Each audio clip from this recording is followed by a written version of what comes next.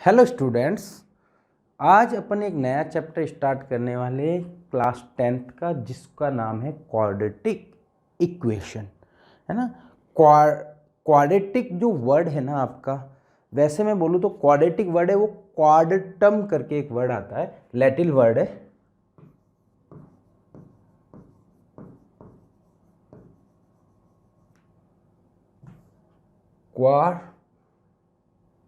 सही था, सॉरी। क्वार्टम करके एक वर्ड है, लैटिन वर्ड है, जिसका मतलब होता है स्क्वायर, यानी 2 पावर। ठीक है, जो क्वाड्रिलेटरल है उसमें क्वाड वो अलग होता है, इसमें ये जो क्वाड्रेटिक होता है उसमें आपका जो होता है ये क्वार्टम से एक वर्ड, लैटिन वर्ड है, जिससे बना हुआ है, जिसका मीनिंग होता है स्क्वायर। ठीक है, लैटिन वर्ड है जिसका मीनिंग होता है स्क्वायर। क्लियर। अब जो क्वाड्रेटिक इक्वेशन चैप्टर है वो, उसके बारे में मैं बात करूं तो ये चैप्टर मोर एंड लेस अपन ने मोस्टली तो अपन ने स्टडी कर दिया है अपन ने पॉलिनोमियल चैप्टर में, है ना। पॉलिनोमियल में एक चैप्टर, उसमें एक टॉपिक पढ़ा था अपन ने जिसका नाम था क्वाड्रेटिक पॉलिनोमियल। क्लियर। तो क्वाड्रेटिक इक्वेशन भी मोर एंड लेस वैसा ही है, थोड़ा सा कुछ स्पेसिफिक टॉपिक उसमें कुछ थोड़ा सा चेंजेस हैं। देन एक लास्ट में अपन जाके पढ़ते वर्ड्स प्रॉब्लम, जैसे अपने लीनियर इक्वेशन 2 वेरिएबल में पढ़ी थी, वैसे ही वर्ड्स प्रॉब्लम अपनी क्वाड्रेटिक इक्वेशन में भी आती है। क्लियर। ठीक है, तो इसमें अपन जैसे क्वाड्रेटिक इक्वेशन और मैंने आइडेंटिटी का डिफरेंस बता दिया था आपको पॉलिनोमियल में। अगेन एक बार रिपीट कर देता हूँ। आइडेंटिटी होती है वो वेरिएबल के लिए हमेशा ट्रू रहती है, जबकि इक्वेशन होती है वो वेरिएबल की कुछ वैल्यूज के लिए ट्रू रहती है। ये मैंने वहां डिस्कस करा था बड़ा डिटेल में। क्लियर। ठीक है, तो अब देखो क्वाड्रेटिक इक्वेशन कैसे बनती है। आप क्या करो, या तो आप क्वाड्रेटिक पॉलिनोमियल है ना, क्वाड्रेटिक पॉलिनोमियल उसको 0 के इक्वल कर दो। ठीक है, तो ये आपकी क्वाड्रेटिक इक्वेशन बन जाती है ax² + bx + c। ये आपकी क्वाड्रेटिक इक्वेशन है। और यहाँ पे एक और कंडीशंस है कि आपका a 0 के इक्वल नहीं होना चाहिए। सपोज a 0 हो गया तो ये टर्म 0 हो गया, ये टर्म हो गया तो लीनियर इक्वेशन बन गई, क्वाड्रेटिक इक्वेशन नहीं बनेगी। वैसा ही क्यूबिक इक्वेशन भी होती है, क्यूबिक पॉलिनोमियल को 0 के इक्विवेलेंट कर लो। अब आप बोलोगे सर कि आपने को पॉलिनोमियल को 0 के इक्विवेलेंट ही करना जरूरी है? नहीं। जैसे आप क्वाड्रेटिक पॉलिनोमियल बनाना चाहते हो तो कोई भी क्वाड्रेटिक पॉलिनोमियल को क्वाड्रेटिक पॉलिनोमियल के इक्वल कर दो, या फिर उससे छोटी डिग्री का कोई भी पॉलिनोमियल के इक्वल कर दो। ठीक है ना।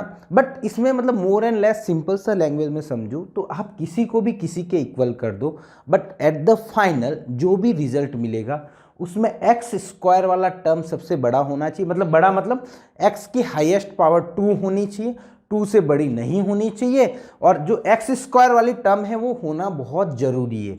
यहाँ पे ऐसा कंपलसरी नहीं है कि b, आपका सपोज b = 0 भी हो जाएगा तो भी ये क्वाड्रेटिक इक्वेशन ही कहलाएगी। ठीक है, सपोज आपका c 0 हो गया तो भी ये क्वाड्रेटिक इक्वेशन ही कहलाएगी। ठीक है, सपोज आपका b = c = 0, दोनों ही 0 हो गया तब भी ये क्वाड्रेटिक इक्वेशन ही कहलाएगी। b और c को आपका 0 हो नहीं हो कोई फर्क नहीं पड़ रहा है उससे।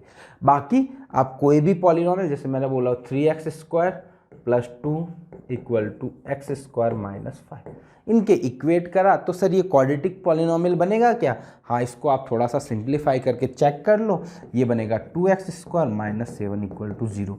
तो देखो यहाँ पे x की हाईएस्ट पावर 2 है, बाकी सब उससे छोटी पावर है, तो ये आपका क्वाड्रेटिक इक्वेशन बन गया।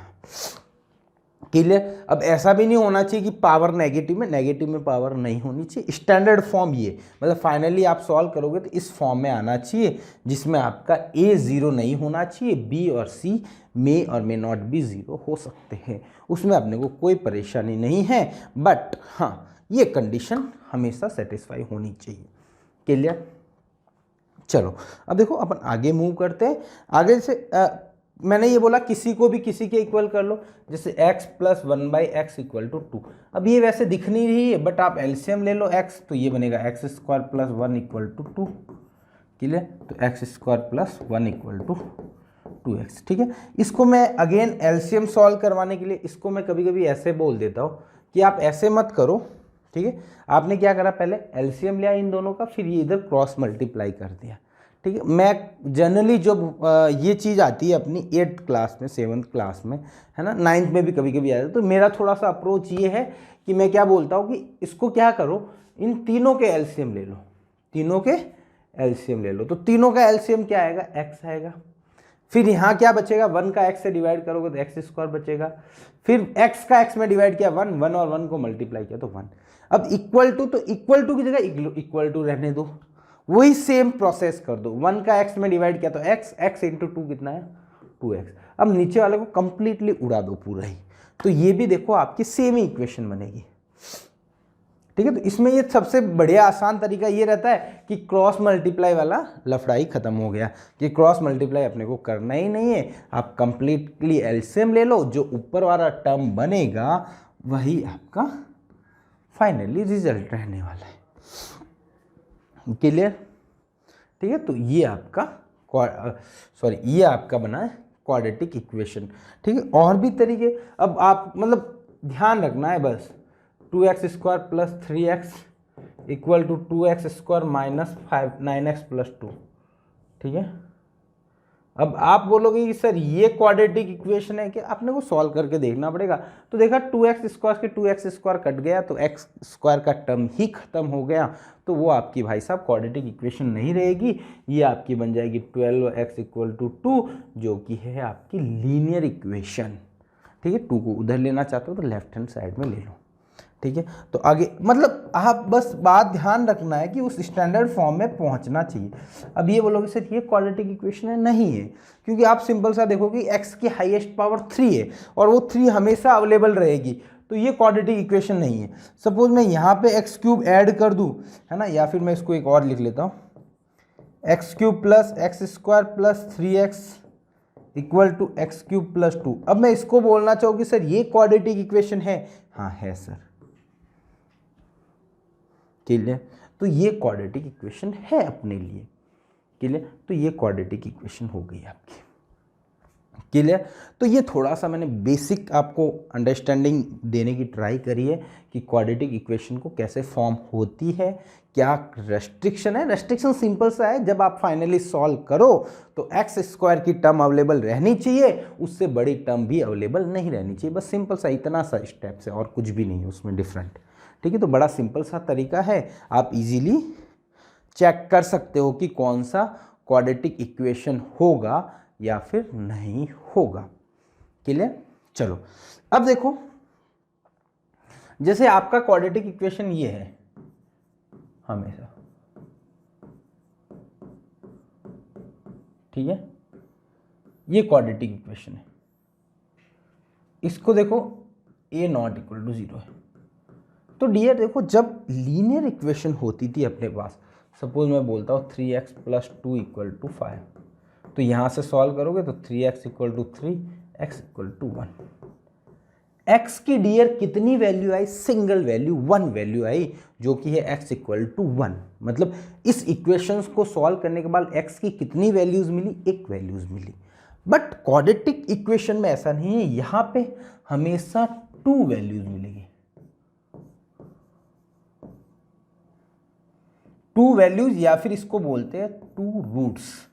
ठीक है, यहाँ पे थोड़ा रूट्स और जीरोज वही है, यही suppose P x equal to this होता, P x equal to x square plus b x plus c, तो उसके जो जीरोज होते थे वही क्या कहलाते हैं, रूट्स है ना। जीरोज और रूट्स वो सेम जैसे ही है, आप ऐसा बोल सकते हो, उसी जीरोज को अपन रूट्स भी बोल देते हैं, 2 डिफरेंट ही नेम है। क्लियर? तो ये रूट्स और जीरोज हो गए। क्लियर?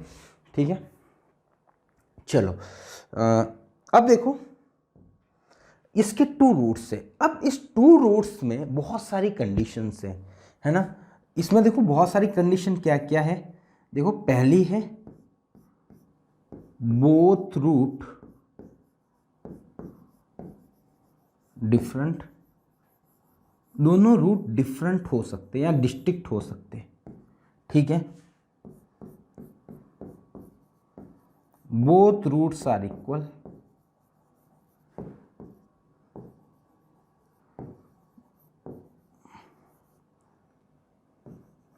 ये बात और लिख लेता हूं, ऑलवेज, हमेशा दो रूट्स होंगे उसके। अब वो दोनों रूट्स डिफरेंट हो सकते हैं, दोनों रूट्स इक्वल हो सकते हैं, और थर्ड वन आता है बोथ रूट्स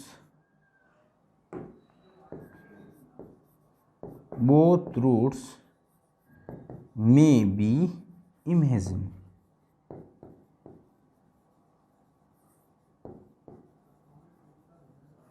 क्लियर है? मतलब वो दोनों रूट्स आपके में बी इमेजिनरी भी हो सकते, बट अपन जो है ना अप टू क्लास 10 तक इसको डिस्कस नहीं करते हैं, ठीक है। अप टू 10th क्लास तक अपन बोथ रूट्स में बी इमेजिनरी इसको अपन डिस्कस नहीं करते हैं। इसका थोड़ा सा हल्का फुल्का मैं आपको एक बार आइडिया दे दूंगा, बट मोस्टली ये अपन कंसिडर नहीं करते हैं। अपन सिर्फ इन दोनों की बात करते, आगे जाके अपन नेचर ऑफ रूट्स पढ़ेंगे, उसमें भी मैं बताऊंगा। कंडीशन ज़रूर है कि इमेजिनरी रूट्स कब होते हैं, बट इमेजिनरी रूट्स के बारे में प्रॉब्लम्स है वो अपन डिस्कस नहीं करते और ना अपने सिलेबस में है। वो आप जाके 11th 12th में कॉम्प्लेक्स नंबर करके एक चैप्टर आता है उसमें डिस्कस करते हैं, वो पूरा इमेजिनरी नंबर्स के बारे में चलता है। या फिर मैं बोलूँगी क्वाड्रेटिक इक्वेशन में भी आप वहाँ पे इमेजिनरी सॉल्यूशन निकालते हैं, इमेजिनरी रूट्स के बारे में डिस्कस करते हैं, बट यहाँ पे अपन डिस्कस नहीं करेंगे।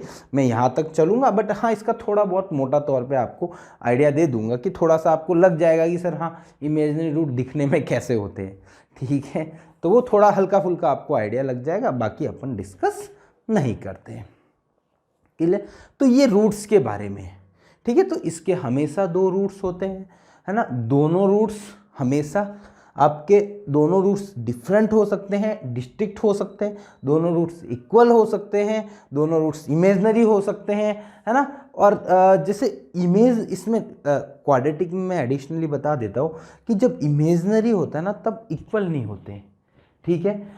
वो रूट डिस्टिंक्ट ही होते हैं, ठीक है ना। तो इक्वल वाला है ना, इक्वल जब होंगे ना तब रियल रूट्स ही होंगे, इमेजिनरी रूट्स इक्वल नहीं होते, है ना। ये थोड़ा सा इमेजिनरी रूट्स तो हमेशा डिफरेंट ही होंगे, किस केस में, आपके क्वाड्रेटिक इक्वेशन की केस में, क्लियर, ठीक है। तो इस चैप्टर में पहला तो अपना टॉपिक यही है, find the root of quadratic equation, ठीक है।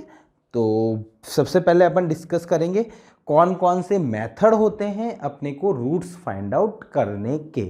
तो आपने एक मेथड तो बहुत ज़्यादा यूज़ कर लिया अपन ने पॉलिनोमियल में, वो है बहुत सिंपल सा। देन आपके दो डिफरेंट मेथड है, वो भी अपन डिस्कस कर लेंगे, क्लियर, ठीक है। तो method for finding roots, clear. Roots को फाइंड करने के मेथड कौन कौन से है डियर? तो इसमें तीन मेथड होते हैं। पहला होता है फैक्टराइजेशन, वो अपन पढ़ चुके हैं, उसमें कुछ ज़्यादा नया नहीं है, ठीक है। सेकेंड वन है to make perfect square,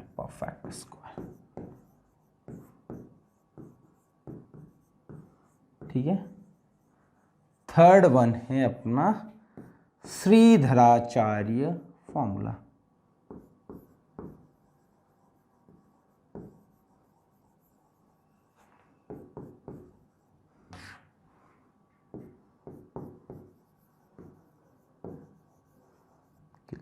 Shridharacharya, CHA आना चाहिए क्या, लिख लेता हूँ यार, देख लेना है ना, ये मेरे को थोड़ा सा वापस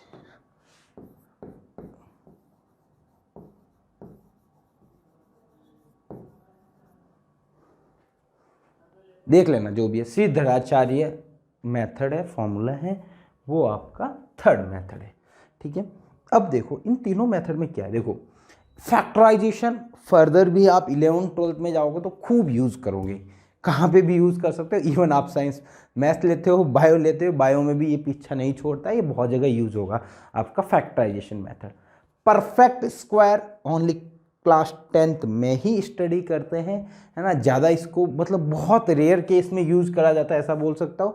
अदरवाइज 10 तक बात करूँ मैं, क्लास 10 तक, जब तक ये क्वेश्चन में स्पेसिफाइड नहीं किया जाए कि to making perfect square, by making perfect square, to making नहीं लिख ले, बाय लिख ले तो सही रहेगा थोड़ा, बाय मेकिंग परफेक्ट स्क्वायर, ये नहीं लिखा हुआ हो तब तक इस मेथड को यूज़ नहीं करना है, नहीं तो आप परेशान हो जाओगे।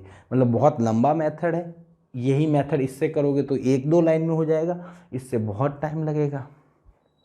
क्लियर, ठीक है। थर्ड मेथड है श्रीधराचार्य फॉर्मूला। वो बड़ा आसान सा फॉर्मूला है जो मैंने एक बार डिस्कस भी करा था। 2 रूट्स क्या होते हैं, alpha beta minus B plus minus root B square minus 4ac upon 2a। ये फॉर्मूला मैंने एक बार कहीं बताया भी था शायद आपको, हो सकता है कि पॉलिनोमियल चैप्टर में ही बताया हो, बट बड़ा आसान सा फॉर्मूला है। बट हाँ, ये फॉर्मूला भी बहुत जगह यूज़ करते हैं जब आपका फैक्टराइजेशन पे बस नहीं चलता है कि फैक्टराइजेशन अपने बस में नहीं है, ये अब हो नहीं रहा है, तो अपने सबसे सिंपलेस्ट मेथड आता है श्रीधराचार्य फॉर्मूला। बड़ा आसान सा फॉर्मूला है, आप इजीली सॉल्व कर सकते हो। उसमें सिर्फ फॉर्मूला है, उसमें वैल्यू पुट करो 1 2 a b c की और आपको आंसर फाइंड हो जाएगा। क्लियर, तो बड़ा आसान सा तरीका है आपका श्रीधराचार्य फॉर्मूला को यूज़ करना।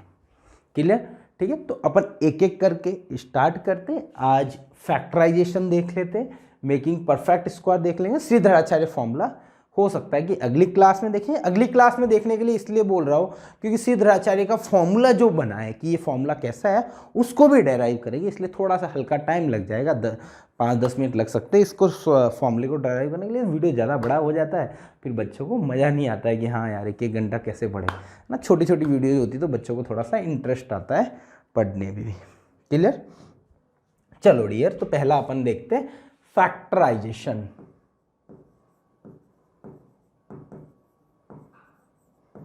बाय लगाना चाहिए ना, बाय लगा लेते, बाय फैक्टराइजेशन। मैं एक क्वेश्चन लेता हूं जो तीनों से पहले एक बार सॉल्व कर देता हूं, फिर देखो फैक्टराइजेशन, फिर अपन बाद में सब क्वेश्चन सॉल्व कर देंगे। मैं पहले एक सिंपल सा क्वेश्चन लेता हूं, वो सब मेथड से सॉल्व कर लेता हूं। तो इसका तो सिंपल सा एग्जांपल ले लिया मैंने, तो एक एग्जांपल है आपके पास, मैं ले लेता हूं 9x square minus 15x plus 6।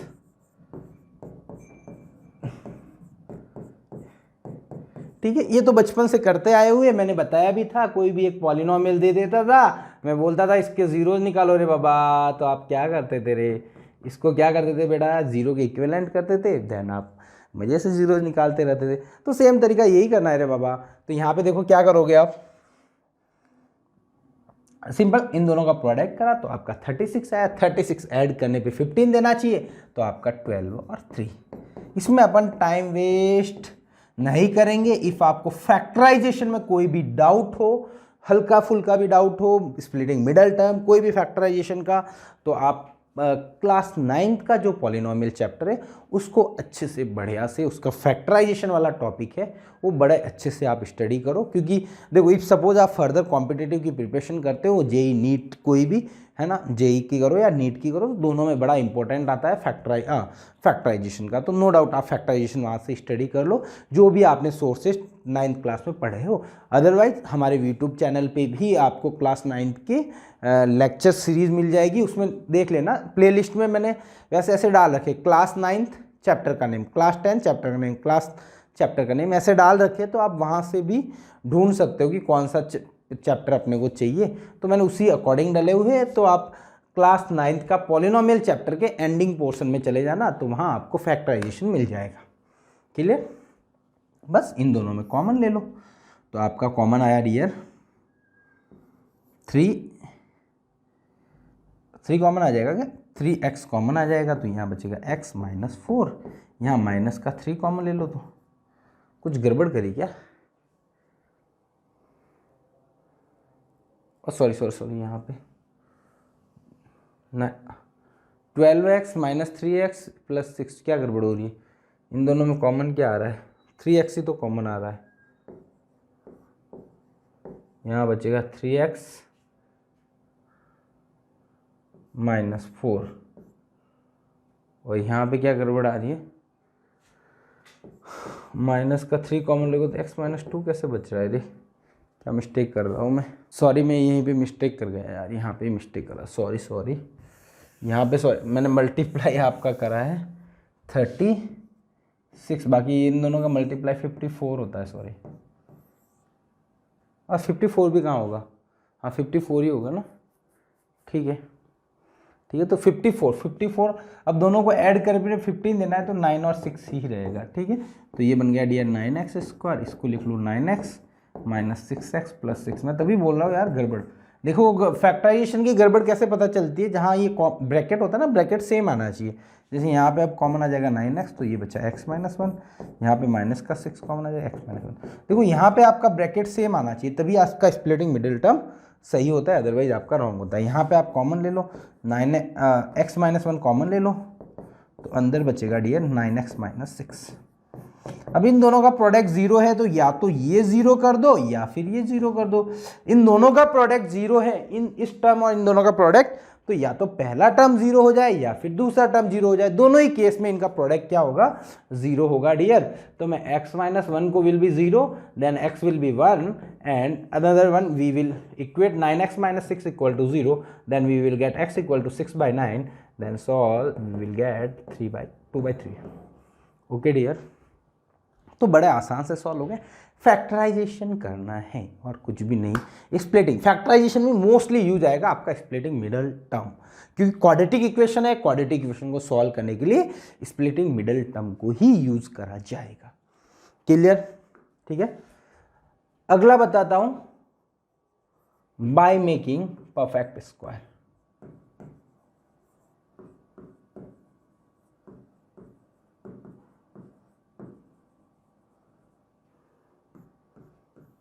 ठीक है, तो जैसे यही क्वेश्चन ले लेता हूं मैं, 9x square minus 15x plus 6 equal to 0। ठीक है, तो इसमें क्या करना है, ठीक है, तो सबसे पहले क्या करना है, कांस्टेंट वाले टर्म को दूसरी साइड भेज देना है। ठीक है, कांस्टेंट वाला टर्म डियर, ठीक है। तो देखो कांस्टेंट वाला टर्म क्या है, 6, ठीक है, तो इसको ट्रांसपोज करना है इधर। ठीक है, तो मैंने इधर ट्रांसपोज किया, 9x square minus 15x equal to minus 6। ठीक है, देन डियर क्या करना है, एक्स स्क्वायर के कोफिशिएंट को 1 बनाना है। इसको 1 बनाना है तो 9 को डिवाइड कर दूं, तो डिवाइड बाय 9। ठीक है, 9 से डिवाइड किया तो ये क्या बचेगा, x square minus 15x by 9, ठीक है, इक्वल टू माइनस 6/9।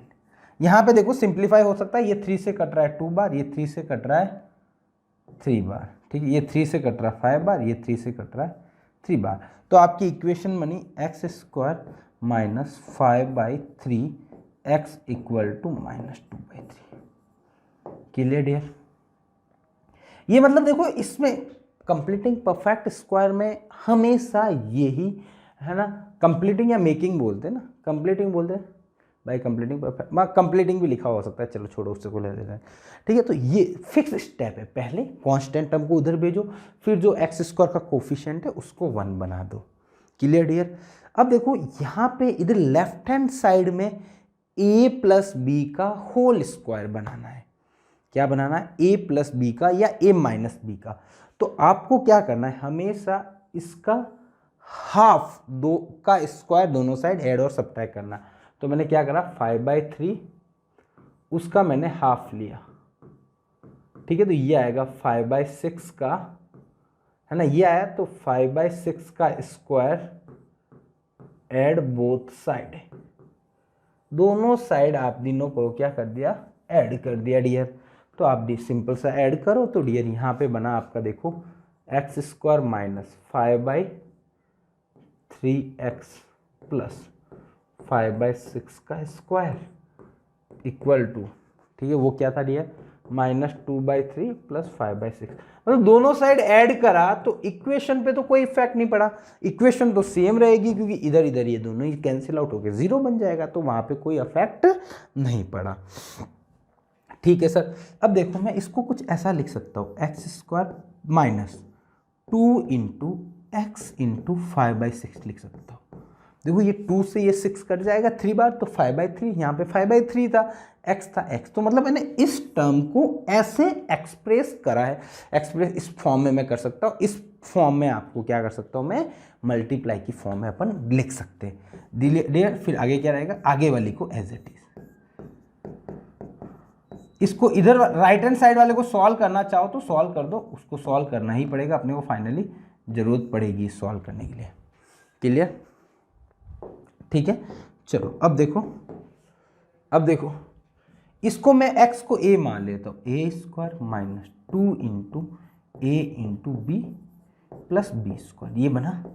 तो ये क्या बनेगा, a - b का होल स्क्वायर। यहाँ डियर माइनस होगा तो माइनस का बनेगा, यहाँ प्लस होगा तो प्लस का स्क्वायर बनेगा।